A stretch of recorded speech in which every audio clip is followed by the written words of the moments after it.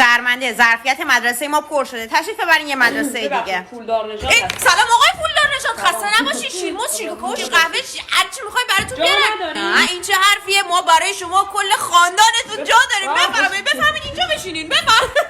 چی وسط زمستون میومدی ثبت نام میکردی گلم؟ پناه بر خدا، ما این همه رنگ مو دیدیم، این مدلشو دیگه ندیدیم. 7 رنگ آسمون، رنگین کمون، فدای خدا بشم زدی تو سر خودت، شبیه توتیای ماداگاسکار شدی. من شرمنده‌ام، اصلا نمیتونم اینجوری ثبت نام کنم. اصلا خانم ایدری، میگم این رنگای فانتزیو چجوری در میارن؟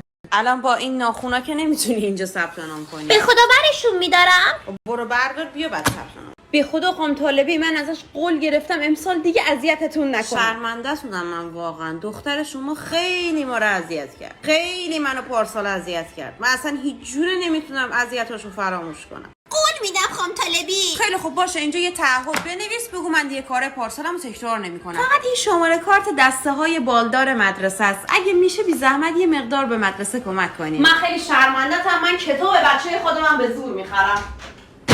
تو طول مدرسه میدم چجوری پوست بچه تو رو بکنم.